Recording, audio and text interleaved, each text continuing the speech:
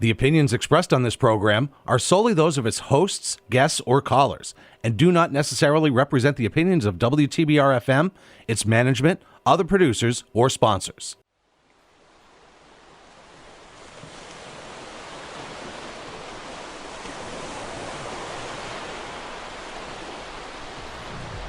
Sparkling water, lemon, osmosis, carbonated, filtered, distilled. See, we in trouble.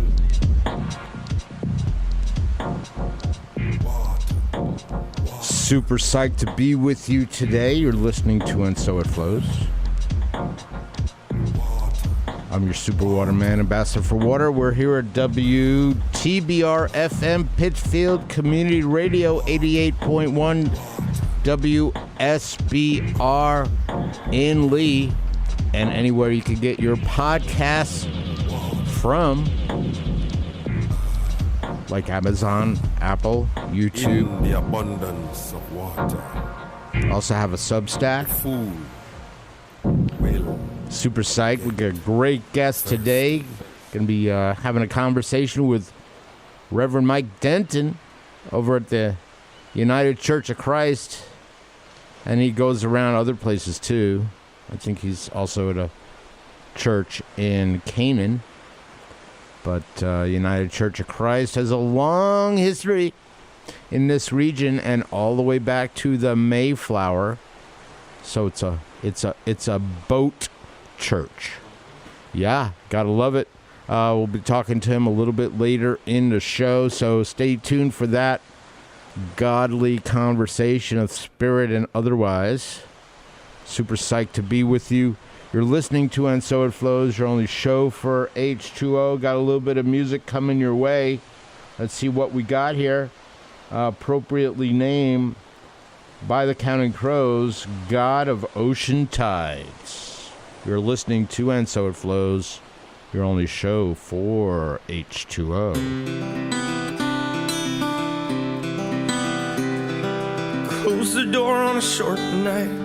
Lift the lid on the daylight. 6:09 West Tennessee time, and I buy all my days at the same place where the girl sells her nights to God of Ocean Tides. All night long, writing poems to California, melodies of failure and the people I have known. Away, meanwhile, somewhere west of Carolina, in a congregation of strangers, we're digging holes to China. Then we pray to our reflections in the water when it rises. I said, headlights pin the highway down, Jesus spins the world around, and I'll spend all my tomorrows coming down. Goodbye all my days. I know I said I never loved you, but I might just try again tonight. Truck stops and river guides, gas stations of the cross, following a ghost, following a ghost. I pray the water wash away the memories and the cost.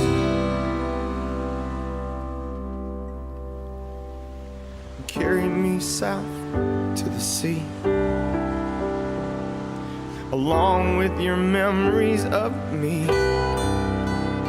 We are born in the water, and I will return to thee. Colored lights and birthday cakes, candle wax on paper plates. Breathe the water.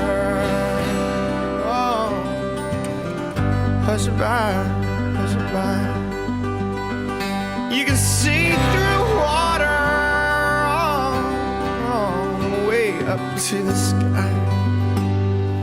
Gods of water, gods of rain, cover up the sun again. We are crossing at Mississippi line, and I tried all my days to love you just the way hoped I might, but I'm leaving here tonight. I can't remember yesterday. I tried. If I said I could, I lied.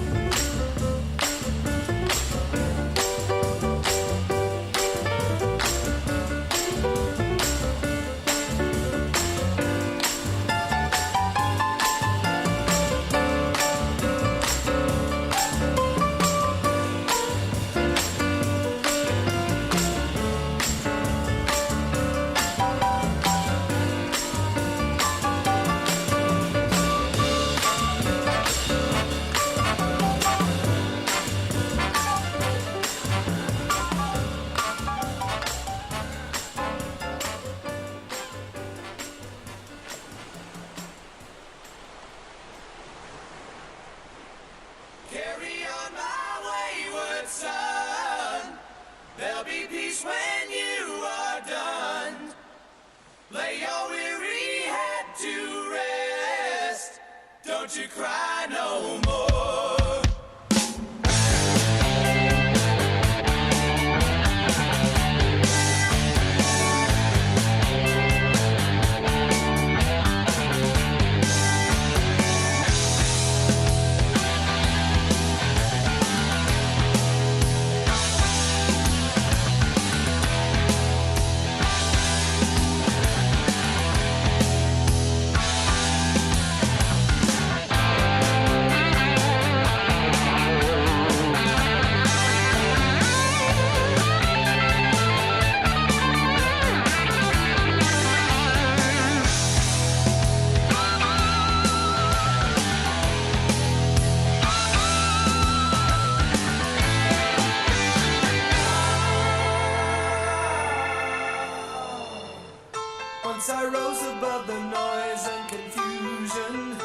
just to get a glimpse beyond this illusion.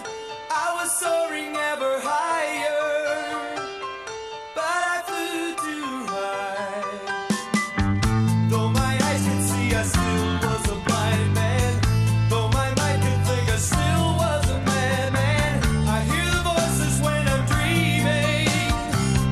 I can hear them say, carry on our wayward son. There'll be peace when you are done. Lay your weary head to rest. Don't you cry no more.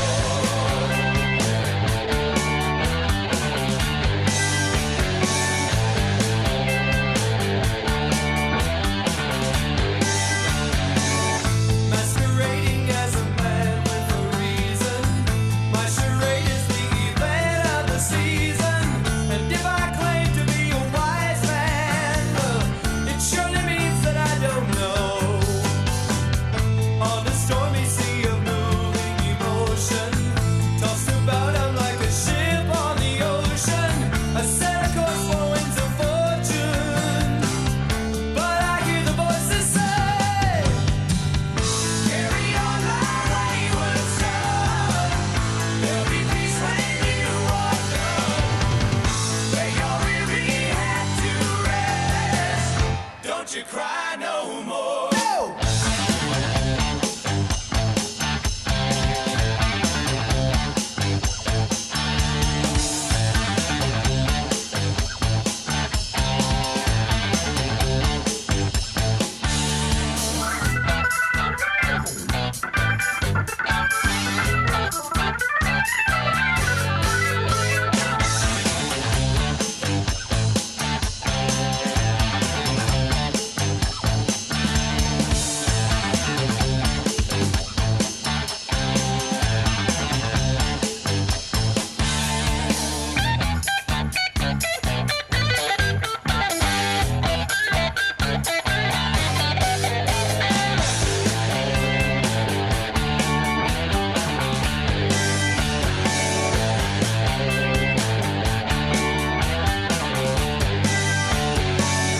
Carry on, you will always remember.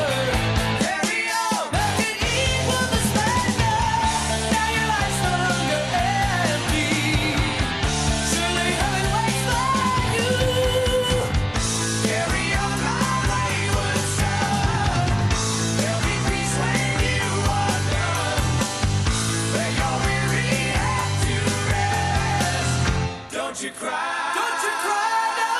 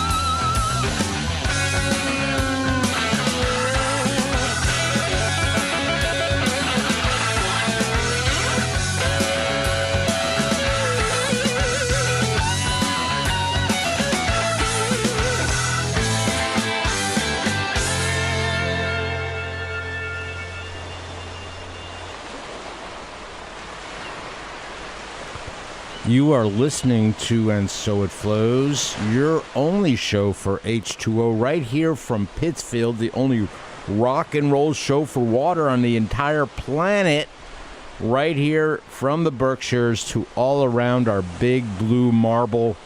Super psyched to be with you. You're gonna, in a couple of minutes, we're gonna be speaking with Reverend Mike Denton and some of his spiritual inspiration along the way.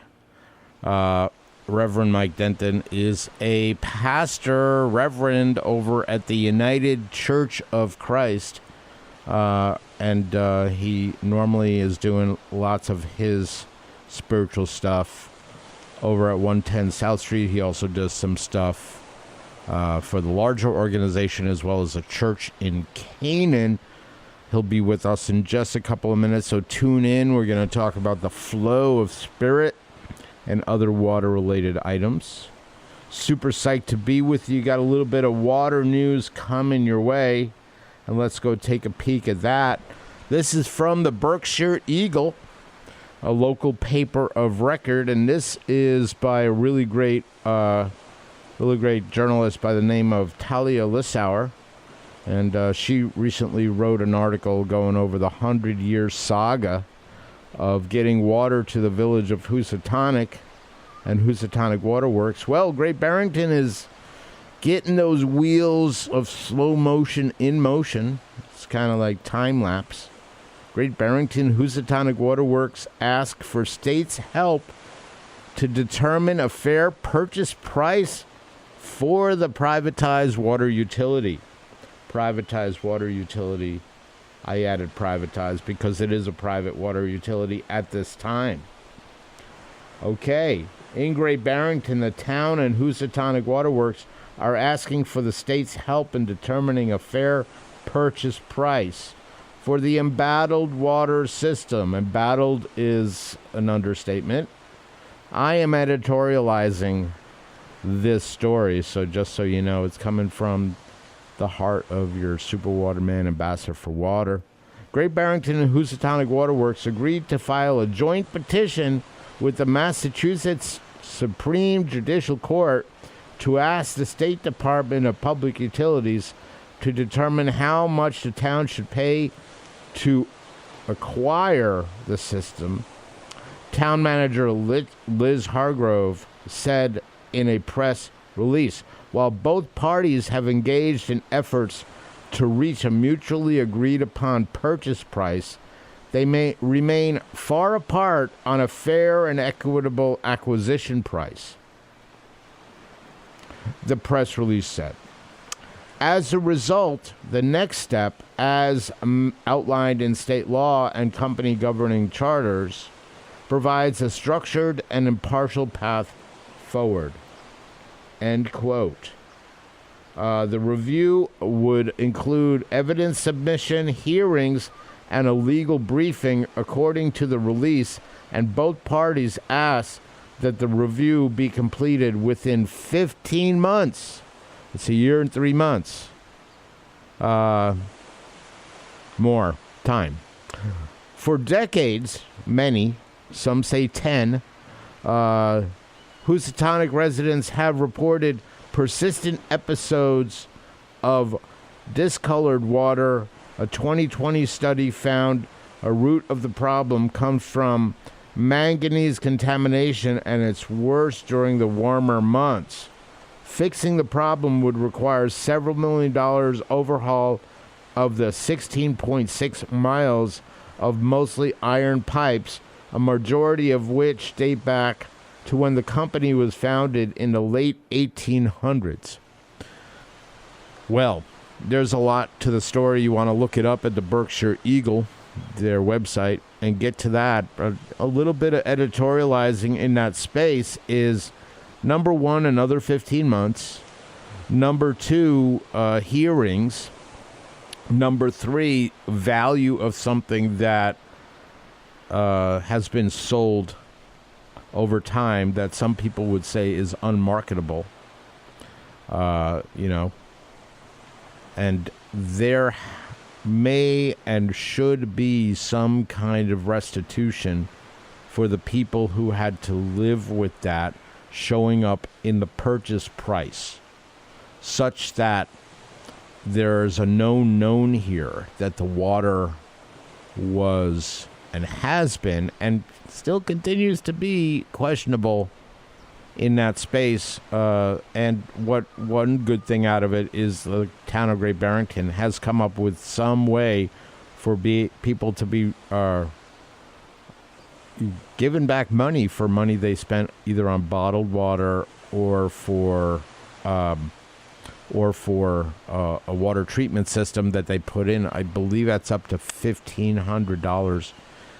Now, why is this important, and why look at this here? Because this is the tip of the iceberg. If you think your town, your city, does not have money to take care of the water systems, you are correct, because it's being used to make things that go boom in the night. And what also, it impacts health and well-being, and is for people.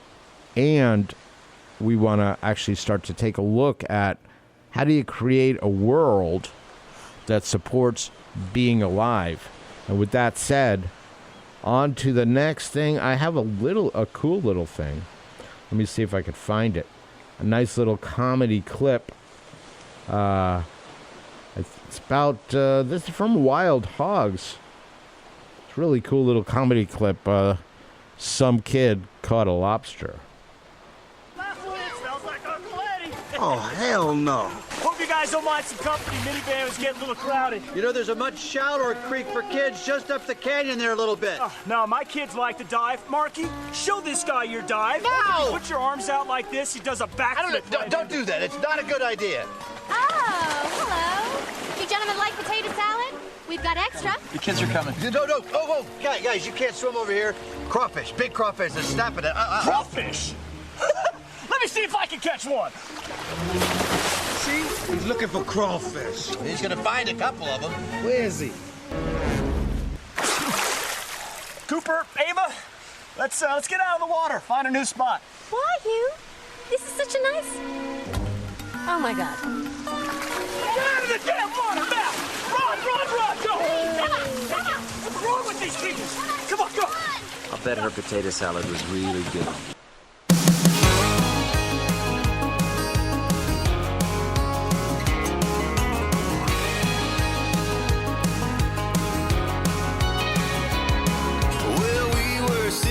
Truck bed when it started raining. She said, I don't mind. Got him dancing in a white sundress. Couldn't even find one dry thread. My oh my, I didn't know what I was getting into. I wish the four-wheel drive was just two. Cause a girl like her on a night like this make a man wanna stay right where he is. A shovel in the way, green eyes are glowing. Praying and hoping this truck battery dies, so the road's too muddy to drive. Wanna stay right here all night. If the good Lord's willing, that creek will rise. Well, next thing I know, I have my blue jeans hanging on a tree limb. She was smiling at me, pulling me in. Out where the creek bends in the yellow moonlight, making fishing in the dark come to life.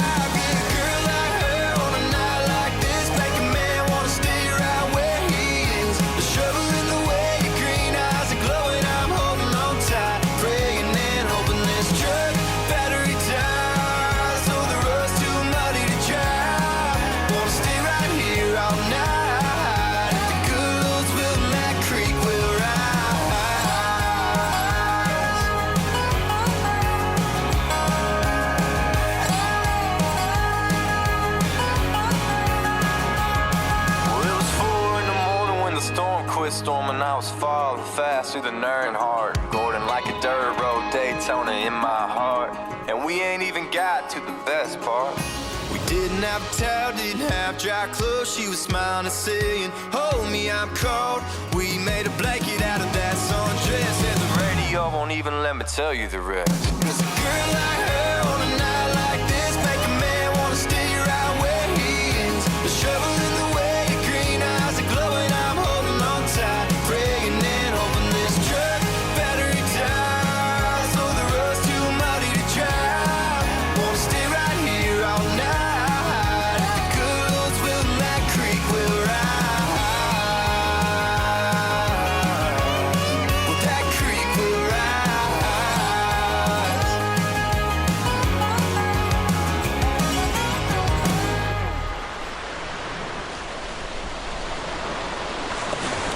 You are listening to And So It Flows, your only show for H2O. That was Connor Smith with a little Creek Will Rise, honoring the sticks that are out here in the Berkshires, because country music is a big thing around here as well. Not that we're not Northeasterners and we don't like, rock or rap or other things, but every now and then, good country music really makes it happen. Super psyched to be with you. You're listening to And So It Flows, your only show for H2O here at 89.7 WTBR-FM Pittsfield Community Radio and 88.1 WSBR in Lee. Super psyched to have in studio a reverend man of the cloth. Is that appropriate for United Church of Christ, or is that only reserved for the Catholic world? Some people use that term, but not a lot. Okay. So I haven't heard it for a while, so congratulations. So, Reverend Mike Denton, super psyched to have you. We were talking before you just came on, and I think the game of spirit is, it can allow for some feeling of a well of life, energy, that kind of thing. But why don't you tell a little people, tell our water-loving listeners and perhaps God-fearing and God not relating to folks, a little bit about yourself, what brings you to this work? Sure. So first of all, just thanks for having me on your show. So I appreciate that. It's a kindness, and I appreciate it. I think there's some of the interest in some of the work and some of the pieces around water really come from where I grew up. So I grew up in the Cleveland, Ohio area, and during the time when things like the Cuyahoga River caught on fire a couple times, and folks were really just starting to figure out the kind of mess we'd gotten ourselves into between the Great Lakes and between the rivers that are around us. That was sort of during the time when some of the first warnings about don't eat this kind of fish or don't eat this fish at all from this place or that place started to go out. Yeah, that was when, in like the 1969-ish time, that's when it burned? Yeah, caught on 3 times. So I was born in 68. One was pretty soon after I was born, but there was a couple times in the 70s too. Wow. Yeah. Wow. So it was a different kind of moment. And it was during a time and a place when they were trying to figure out how to deal with the industry that had been there. A lot of it was the steel industry. Yep. In that space, and trying to figure out what had happened to the water and how the water had been used. There's always the assumption, I think, that I think we still carry with us some that water could take care of anything, and that if you put something in water, there was so much of it that you could never fill it up with pollutants.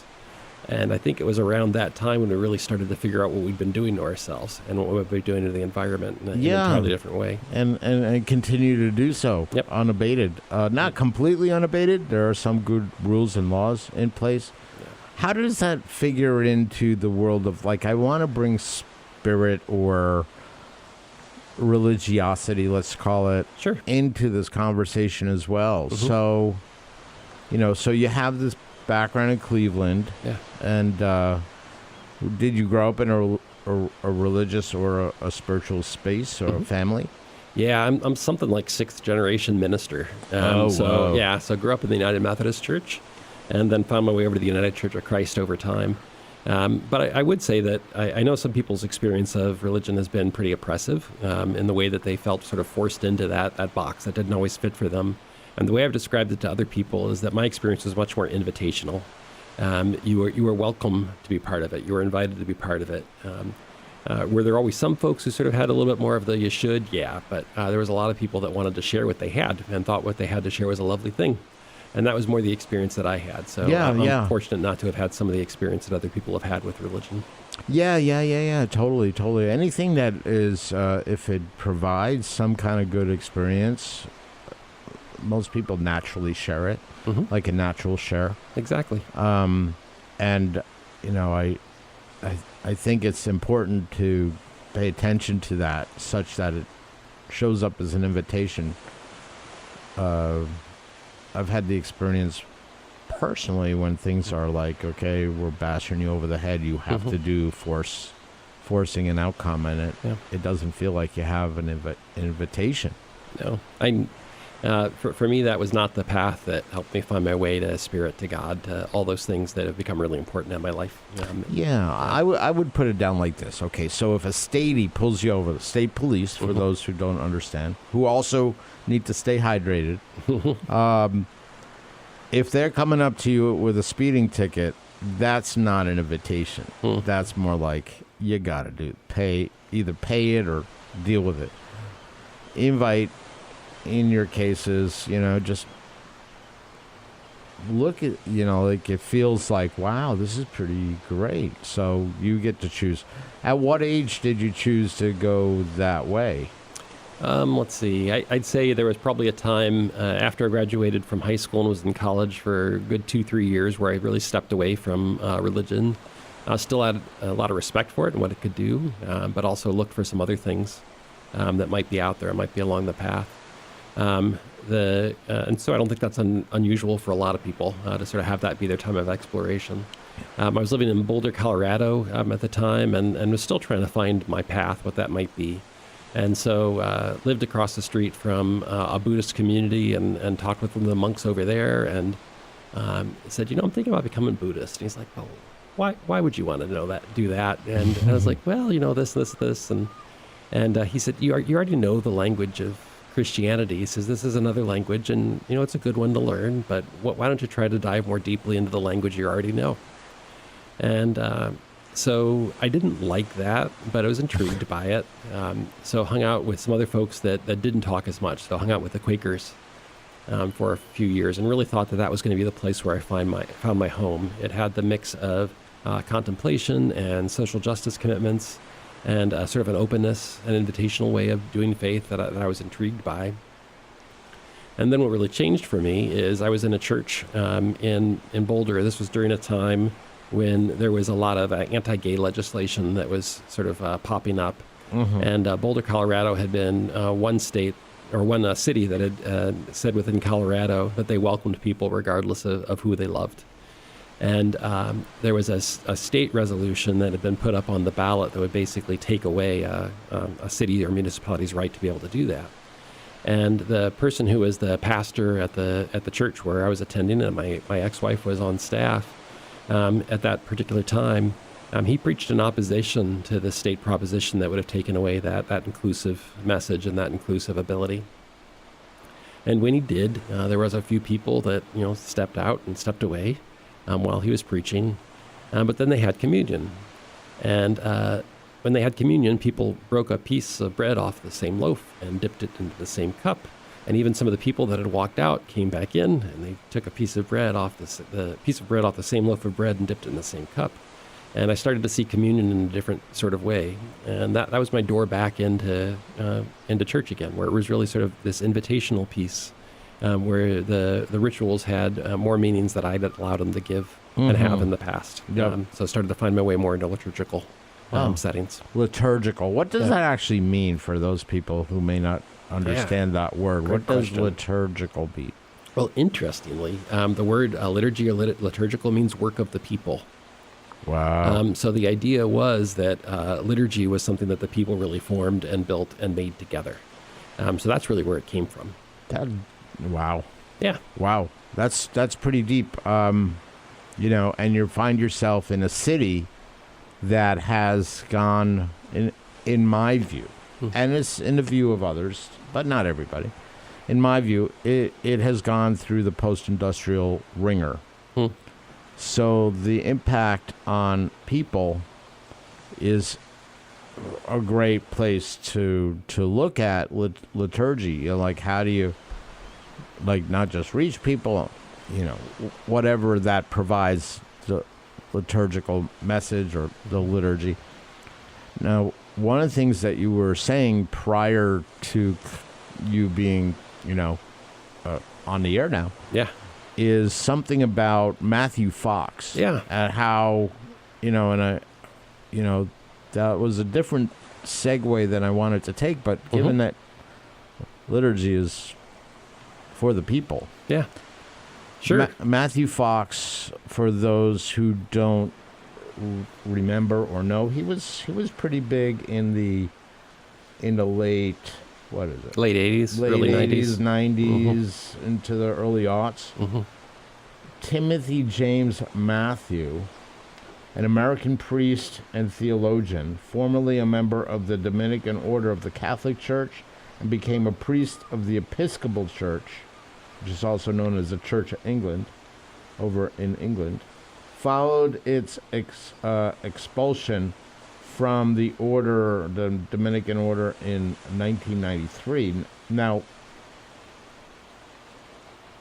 the timing of that, of being kicked out, I'm not 100% clear, and you don't really know when you're reading Wikipedia if it's clear or there's some bias to it. Yeah. What was he talking about? Like, you said you were inspired by him, so, like, what was he speaking to? Yeah, so Matthew Fox was one of these authors that I've had sort of a love-hate relationship with. I'd read some of his stuff and be like, oh my gosh, that's so woo-woo, or it just didn't connect with me at all. And then afterwards, I'd keep thinking about it and ended up quoting some of what he talked about. So one of the things that he really talked about a lot was this concept of creation spirituality, sort of this idea that we are in some ways kind of co-creators with God, that God has God's role, we have our role as humanity, and that those roles together help us figure out how to make a more just world for all God's people, a healthier world for all people and all creation. He also mixed it in with a lot of pieces related to art and growing spirituality. Within the tradition that he was in, some of the things that he said were said without necessarily connection with the wider church. And so in his setting, there were folks that started to get upset with him. At one point in time, he was silenced by the church for, I think, about a year. That's the Catholic Church. Yeah, the Catholic Church at that point. Yeah. And I heard him the first time that he came from outside of that moment of being silenced, and he was speaking to a convention of folks within, predominantly Catholic folks, who were in sort of the same vein of Catholicism that he was. And he first walked up to the podium with somewhat of a standing ovation, and then clears his throat, straightens his papers, and his first statement after coming out of the silencing for a year was, "As I was saying before I was so rudely interrupted," and then the applause started again.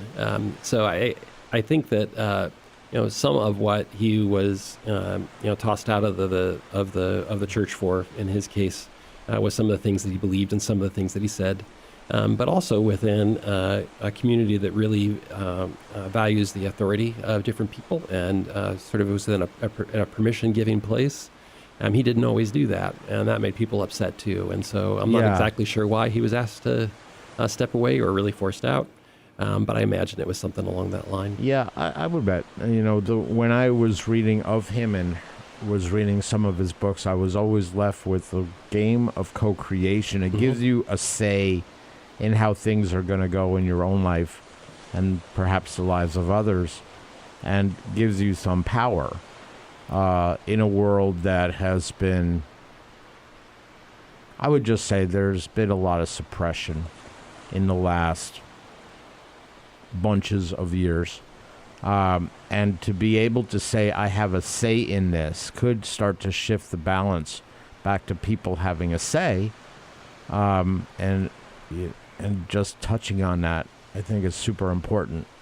I think the piece around having a say and that people have power in it is important.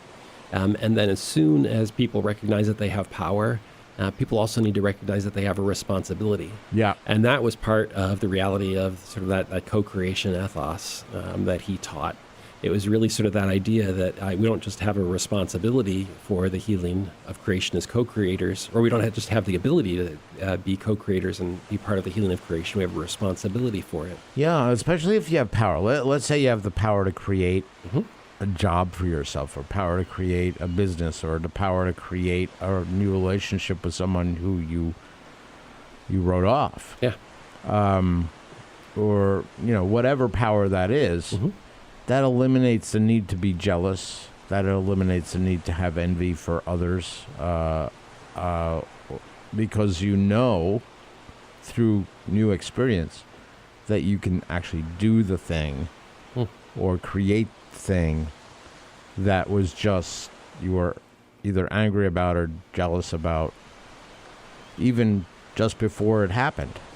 So I think that's a wonderful space, because there won't be the other person has that thing, I want that thing. They'll be more like, okay, what do I have to do to have it happen? I think there's that in there, and I think that piece around responsibility around it is key too. Because if someone tries to stand in the way of something that you're responsible for, that's a moment of resistance. If it's caring for a family, caring for a friend, if someone gets in the way of you fulfilling that responsibility, then you have a responsibility to resist. And I think that's part of what he was calling for, too. Yep. Anyway, great. Thanks. It's a good person to be inspired by. For those just tuning in, you're listening to And So It Flows, your only show for H2O. I am your super waterman, Leslie Gabriel, your ambassador for water. Check us out. Go to any of the podcast channels, look for And So It Flows, share it, subscribe, leave a nice little comment, and then it'll really, really help the independent media that comes out of WTBR 89.7 Pittsfield Community Radio to be seen around the world, because the Berkshires has a say in the matter, specifically Pittsfield, and gotta love it. So so there's a congregation here in Pittsfield, 110 South Street, and let's go into the before times. So Sure. The before times would be what's the origin of the United Church of Christ? Where, like, historically in the United States, where does it come from? This can be a very long answer, and I'll try to give you the shorter one. Give it a short one. So just to sort of take one step back, in 1957, the United Church of Christ was formed by 4 different denominations that came together. One was the Congregational Church. One was called the Christian Church. One was the Evangelical Church out of Germany, and also the Reformed Church. Those different denominations all had different kind of backgrounds as far as with varieties of the immigrant community. Some of that, the Congregational Church, was one of the earliest denominations within the U.S. So if you look around a lot of towns, particularly in New England, you'll find a lot of churches that have congregational on their name. Most, but not all, of those churches became affiliated with the United Church of Christ when those 4 denominations really came together in 1957. I heard a rumor that it's water-related and it comes from the Mayflower. Well, there were definitely some folks that were part of some of the earlier settlers, and the only way to get here was really by water for those who were coming from England or from Germany or from a lot of those different places. So there were tons of folks that crossed the water to come and be present here for sure. That's great. So that, it's a long storied history. My little breakdown with Plymouth Rock is that it's so small. I thought it was huge outcropping, and I go and see it's just literally not so big. Nope. It looks like a picnic shelter over a rock with a fence around it. It's It's not such a big thing. It's a rock. Yeah. So that being said, so you're doing stuff in the community. What do you think some of the challenges are for the Pittsfield congregation that you're here to see what you could do about it? Sure.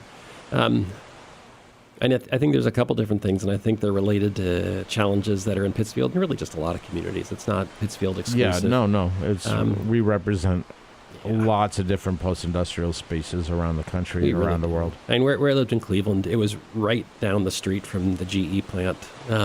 So there's definitely some similarities and echoes and recognitions here, as there were in other places too.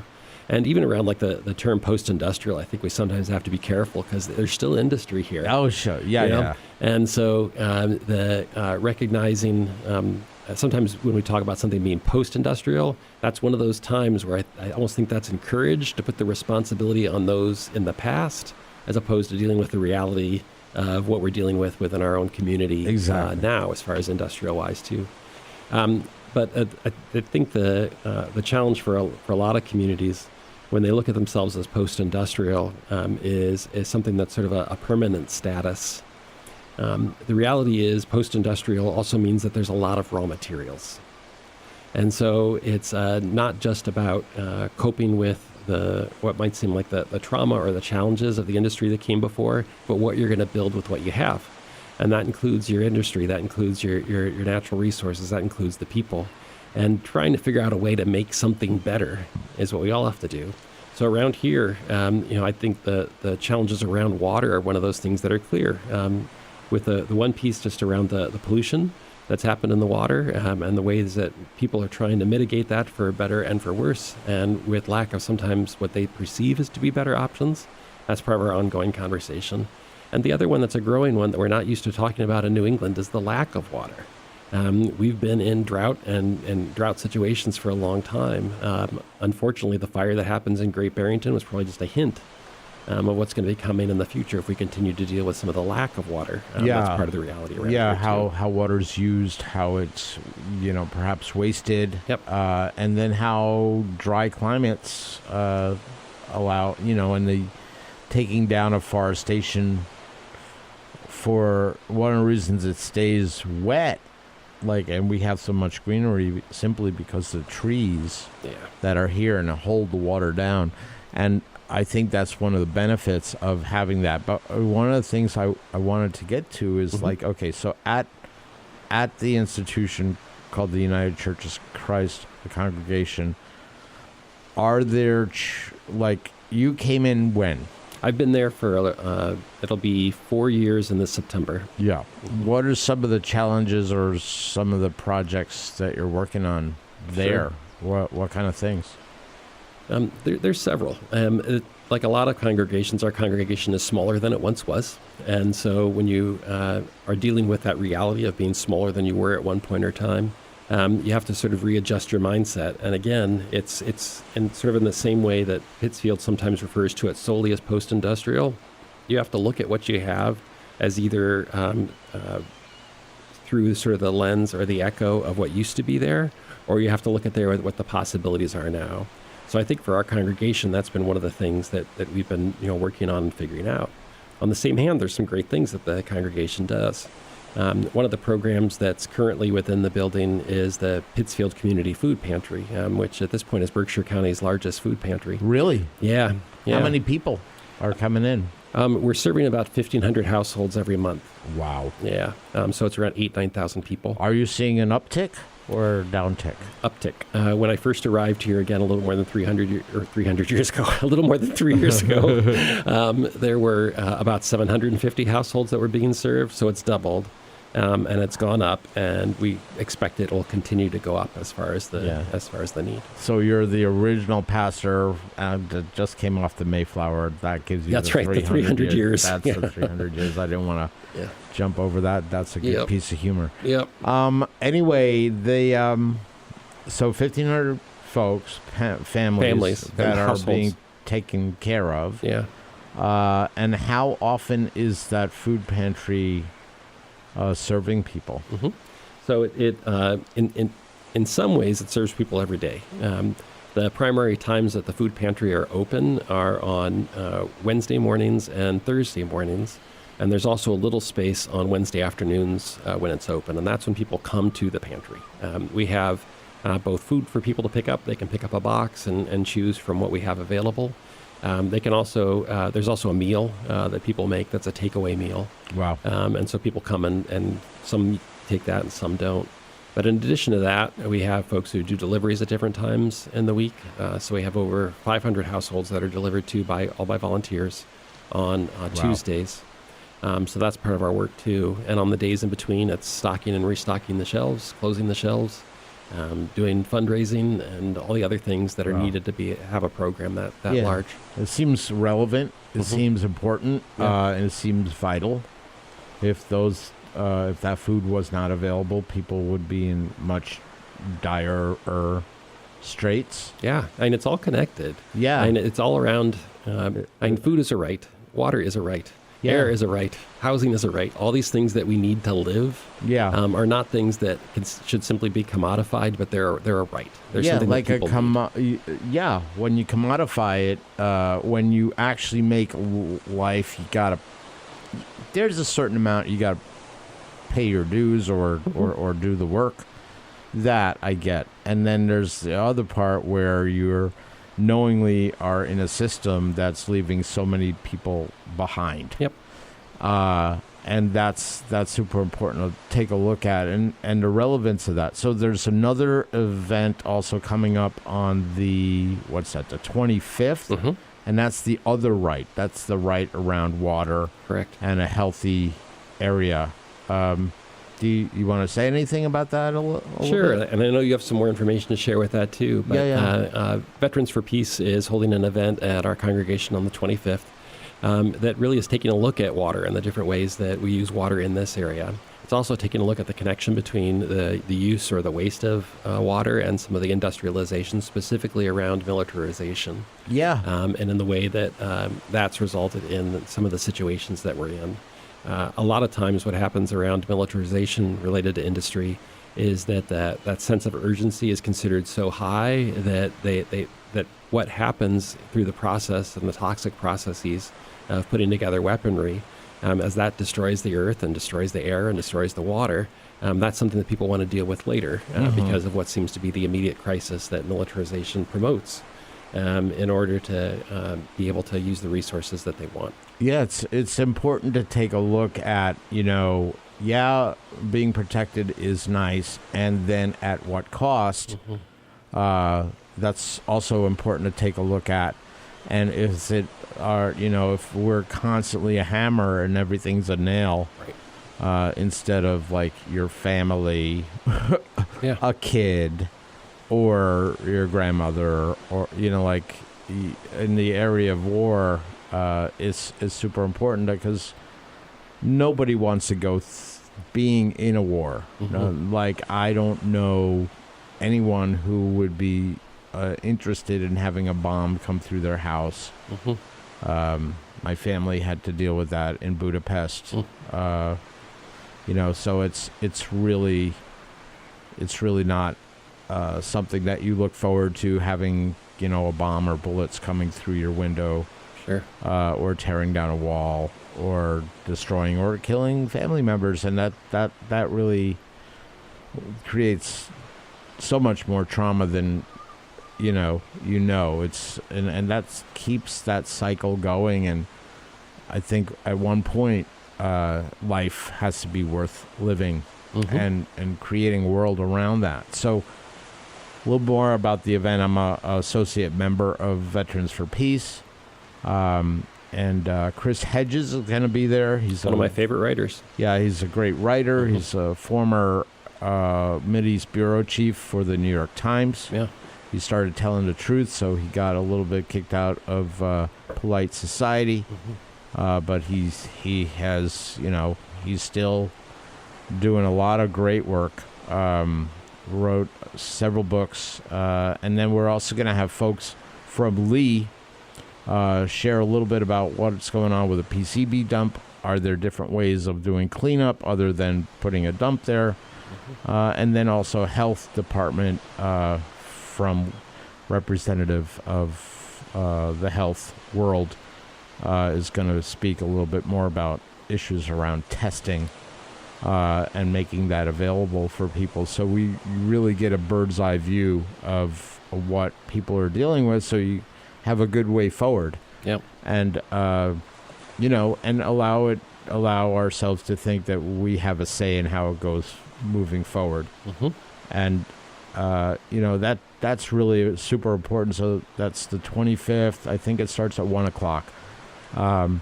More on that, just Google Chris Hedges, Pittsfield, or United Church of Christ.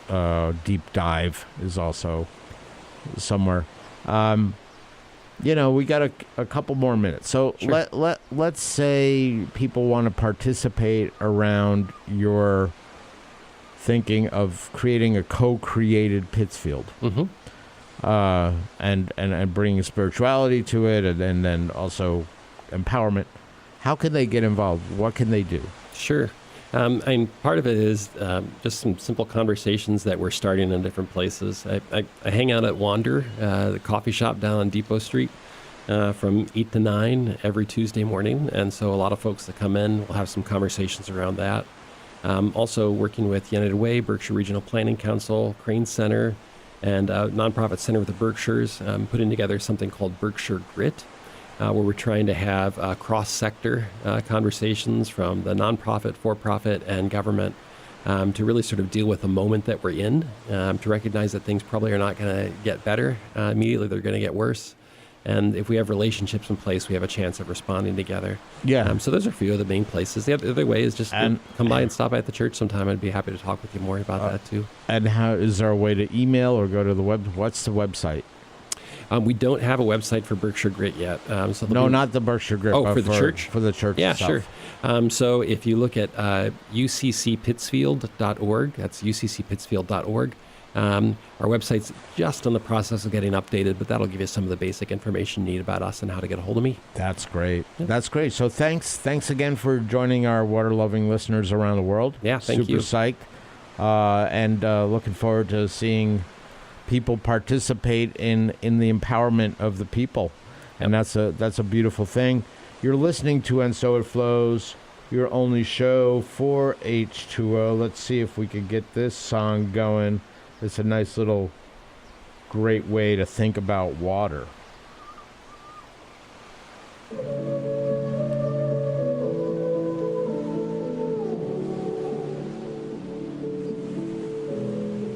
I moved across the ocean, floating inside a dream. I drank to drown my sorrows, but now that I learned to swim. It's been too long since I felt so numb, my soul did skin. I wasted all my wishes, wishing we could have been. Riding on the wild waves for the rest of my days, stuck between the devil and the deep blue sea waves, searching in the maze for gods to praise. Holy water, while you're rolling on my face. Holy water, save me like the story says. Holy water, why you told me that the ocean never cries. When you take away my teardrops, every time you kiss my eyes. Holy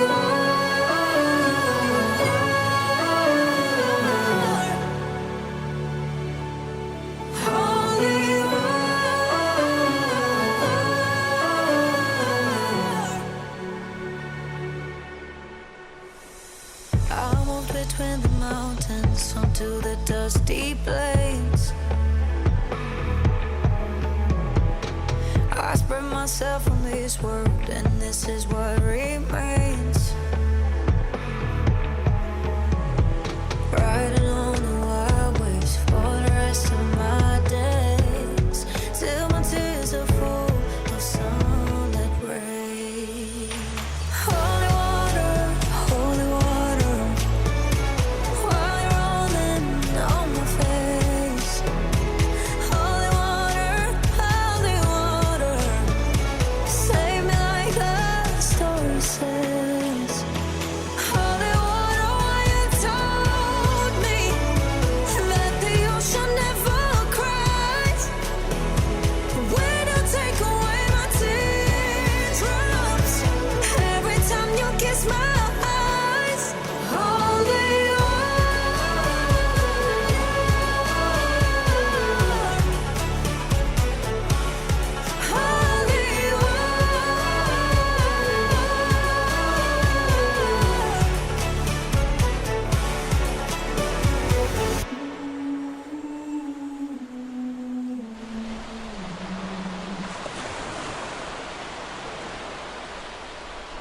Thanks again for tuning in to And So It Flows, your only show for H2O. Let's turn down that ocean behind us. Oh, it's great to have an ocean. Meantime, stay tuned. I'm going to go on a short break for a couple weeks, but we'll be back soon. We love you and love your water, and so it flows. Them have fizzy water, sparkling water, lemon, osmosis, carbonated, filtered, distilled. See, in trouble. Water, water.